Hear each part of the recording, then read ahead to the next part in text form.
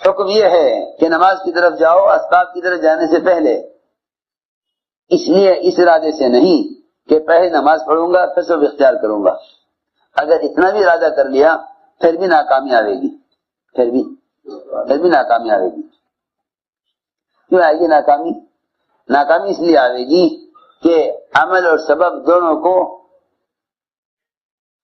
یقین میں جمع کیے ہوئے ہیں کہ پہلے عمل پھر سبب، پہلے عمل پھر سبب۔ یوں کہے کہ نہیں، اللہ عمل سے ہی کامیاب کریں گے، اللہ عمل سے ہی کامیاب کریں گے۔ اگر اس طرح عمل کو مقدم کرے کہ اللہ عمل سے ہی کامیاب کریں گے تو اس کے اسباب کی طرف جانے سے پہلے اللہ حاجتیں پوری کر کے دکھلاویں گے۔ اور اگر یہ کہتا ہے کہ عمل اور سبب دونوں کو جمع کرنا ہے، پہلے عمل پھر سبب، تو صرف تقدیم و تاخیر کا فرق ہوا، یقینی اور غیر یقینی نہ ہوا۔ عمل کو یقینی بنائے، اسباب کو غیر یقینی بنائے، عمل کو یقینی بنائے، اسباب کو غیر یقینی بنائے، تو اللہ رب العزت عمل کے یقین پر کامیابی دکھلا دیں گے، عمل کے یقین پر کامیابی دکھلا دیں گے۔ اور اگر یہ خیال ہے کہ اسباب اور اعمال دونوں کو جمع کرنا ہے تو ہم سمجھتے تھے کہ نماز اور دکان یقین میں جمع نہیں ہو سکتے۔ میں یہ نہیں کہتا کہ اسباب اختیار نہ کرو، میں یہ کہتا ہوں کہ دو کام کر لو، ایک تو عمل کو سبب پر مقدم کر لو،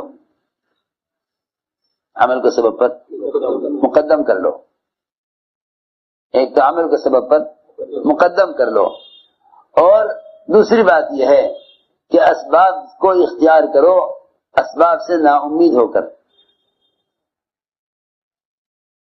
اسباب اختیار کرو اسباب سے نا امید ہو کر، اسباب اختیار کرو اسباب سے نا امید ہو کر، اسباب اختیار کرو اسباب سے نا امید ہو کر۔ اگر اسباب سے امید کرو گے نا، سنو، اگر اسباب سے امید کرو گے تو اللہ تعالیٰ اسباب کے حوالے کر دیں گے، کیونکہ اللہ تعالیٰ کا دستور یہ ہے اور صحیح روایت میں ہے کہ جب بندہ اللہ کے غیر سے امید کرتا ہے تو اللہ مدد کا ہاتھ کھینچ لیتے ہیں اور اسے اس کے اسباب کے حوالے کر دیتے ہیں۔ ایک ہے اسباب کا اختیار کرنا، ایک ہے اسباب سے امید کرنا۔ اسباب سے امید نہ کرو، اختیار کرو۔ کیوں؟ کہ اللہ کا حکم ہے۔ ہم اسباب اختیار کرتے ہیں حکم کی وجہ سے، امید کی وجہ سے نہیں۔ اسباب اختیار کرتے ہیں، اسباب کیوں دیے گئے؟ اسباب دیے گئے امتحان کے لیے، کامیابی کے لیے نہیں بلکہ امتحان کے لیے۔ اسباب کامیابی کے لیے نہیں ہیں، امتحان کے لیے ہیں، چاہے وہ اسباب سلیمان علیہ السلام کے ہاتھ میں کیوں نہ ہوں۔ لو جی، ایک نبی کے ہاتھ میں بھی سبب بطور امتحان کے ہے، ایک نبی کے ہاتھ میں بھی سبب بطور امتحان کے ہے۔ تو جب نبی کے ہاتھ میں سبب بطور امتحان کے ہے تو ہمارے ہاتھ میں اسباب بطور اطمینان کی کیسے ہو سکتے ہیں؟ ہم اسباب سے مطمئن کیسے ہو سکتے ہیں جب انبیاء بھی اسباب میں امتحان کے لیے ہیں؟ جب انبیاء کے اسباب امتحان کے لیے ہیں تو ہمارے اسباب اطمینان کے لیے کیسے ہو سکتے ہیں؟ سنو، اللہ تعالیٰ انبیاء علیہ السلام کے اسباب دیتے ہیں امتحان کے لیے کہ یہ ہمیں کتنا یاد رکھتے ہیں۔ سلیمان علیہ السلام گھوڑے دیکھنے کے اور ان گھوڑوں کو دیکھ کر ایسے متاثر ہوئے اللہ کی قدرت کو دیکھ کر، اس لیے کہتے ہیں کہ اللہ کی جو قدرت چیزوں کی بناوٹ میں ہے اس سے متاثر نہ ہو، اللہ کی جو قدرت چیزوں کی بناوٹ میں ہے اس سے متاثر نہ ہو، کیونکہ اللہ تعالیٰ کی جو قدرت چیزوں کے بنانے میں استعمال ہوئی ہے وہ ان سے متاثر ہونے کے لیے نہیں بلکہ اللہ سے متاثر ہونے اور اللہ کو پہچاننے کے لیے بنائی گئی۔ سلیمان علیہ السلام گھوڑے دیکھ کر متاثر ہو گئے، گھوڑے دیکھ کر متاثر ہو گئے، اتنے متاثر ہوئے، اور کیوں نہ ہوتے؟ ایسے گھوڑے تھے جو انتہائی خوبصورت اور جن کے اندر 3 صفتیں تھیں، پانی میں تیرتے تھے، ہوا میں اڑتے تھے، زمین پر دوڑتے تھے، اپنی پیٹھ پر بوجھ لے کر ہوا میں ایسے اڑ سکتے تھے جیسے چڑیا اڑ جاتی ہے، اس کو دیکھنے میں مشغول۔ دیکھو میرے رب کی قدرت، دیکھو میرے رب کی قدرت۔ جو ہو قدرت کو دیکھنے کے چکر میں عصر کی نماز بھول گئے، عصر کی نماز بھول گئے۔ دیکھو تو صحیح، اللہ تعالیٰ نے ایک نماز کا امتحان تھوڑے سے گھوڑوں میں مشغول کر کے امتحان لے لیا کہ ہمیں کتنا یاد رکھتے ہیں، ہمارے پاس جو بھی اسباب ہیں ہم سب میں لگ کر عمل کو بھول جاتے ہیں، سلیمان علیہ السلام گھوڑے دیکھنے میں لگے، نماز عصر کی قضا ہو گئی۔ اتنا غم عصر کی نماز کی قضا ہونے کا کہ تلوار منگا کر سارے گھوڑے کاٹ ڈالے، سب کاٹ ڈالے، اور اللہ سے کہا اے اللہ مجھے تو آج کی عصر پڑھنی ہے، مجھے کچھ نہیں چاہیے، مجھے تو آج کی عصر چاہیے۔ اللہ نے سورج کو واپس نکالا، تمہیں ایک عمل کے ضائع ہونے کا غم ہوگا، ہم سورج کو واپس لاویں گے۔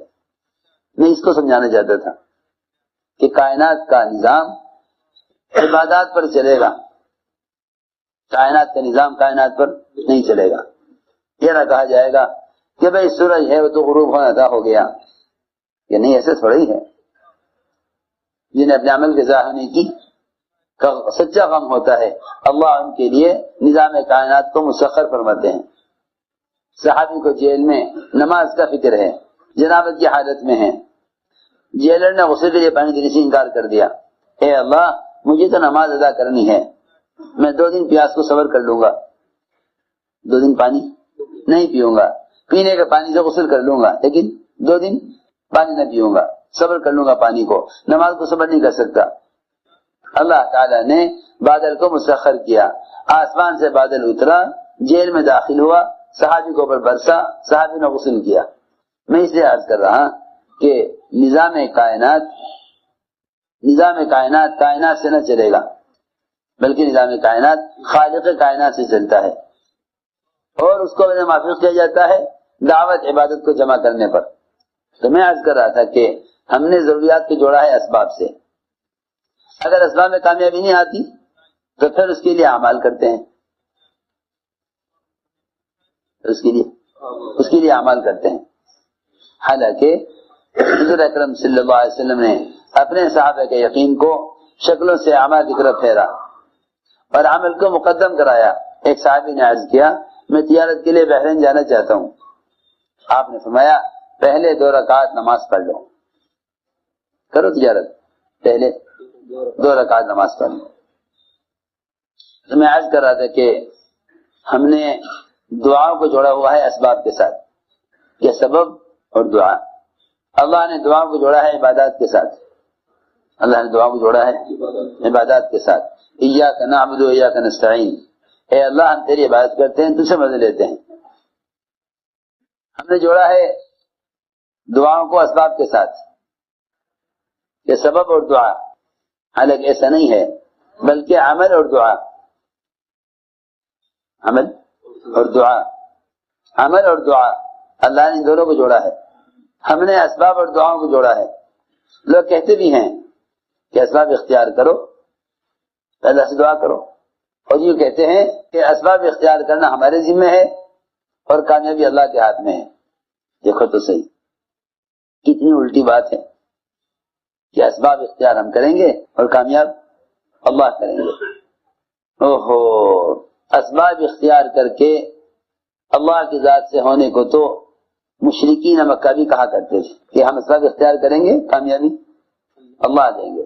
ایک مشرک دماغ حضور اکرم صلی اللہ علیہ وسلم کا علاج کرنے کے لیے آیا، کیونکہ کہتا تھا کہ آپ پر کوئی اثر ہے، میں آپ کا علاج کروں گا، آپ ٹھیک ہو جائیں گے۔ تو مشرک کا کہنا یہ ہے کہ میں آپ کا علاج کروں گا، آپ اپنی بیماری کو بڑا مت سمجھیے، مگر شفا اللہ کے ہاتھ میں ہے، علاج تو میں کروں گا مگر شفا اللہ کے ہاتھ میں ہے۔ یہ کون کہہ رہا؟ مشرک کہہ رہا ہے آپ سے کہ میں آپ کا علاج تو کروں گا، شفا اللہ کے ہاتھ میں ہے۔ سنو، اس لیے یہ کہہ دینا کہ ہم تو اسباب اختیار کرتے ہیں، کامیابی تو اللہ کے ہاتھ میں ہے، کہ کامیابی تو اللہ کے ہاتھ میں ہے، لیکن اللہ سے کامیابی لینے کا ذریعہ اسباب نہیں ہے. اللہ سے کامیابی لینے کا ذریعہ اسباب نہیں ہے. اگر اللہ سے کامیابی لینے کا ذریعہ اسباب ہو تو پھر مسلمان غیر مسلم سب برابر ہو جائیں گے.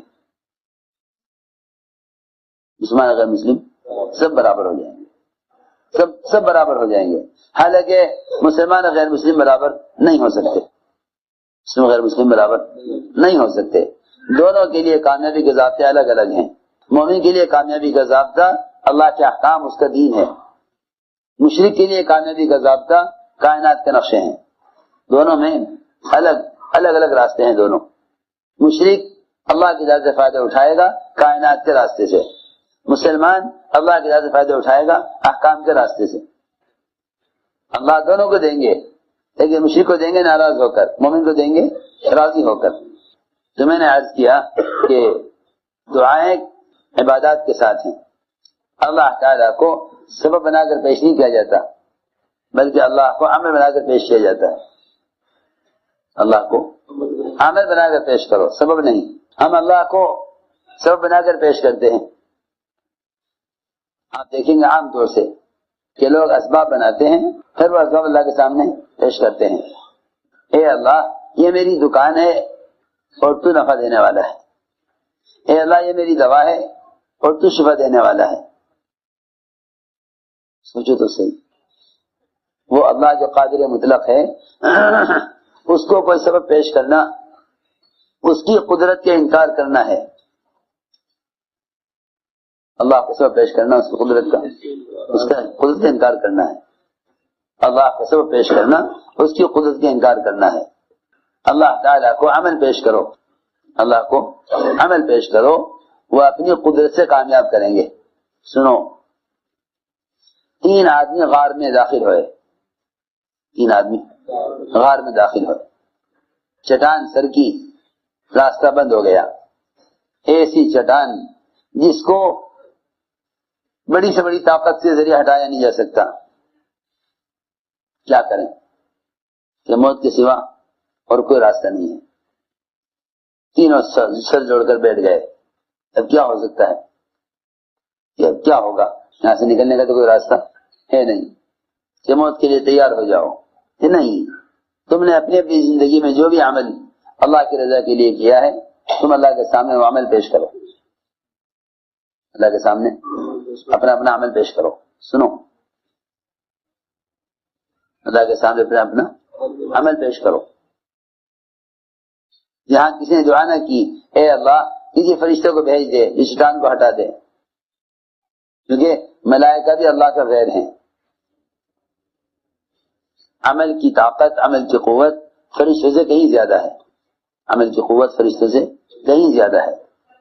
جو اللہ تعالیٰ کو پکارتا ہے ملائکہ کے بغیر، جو اللہ کو پکارتا ہے ملائکہ کے بغیر، ایسے پکارنے والوں کے لیے ملائکہ اللہ تعالیٰ سے خود کہتے ہیں کہ ہمیں بھیج دے اس کی مدد کے لیے.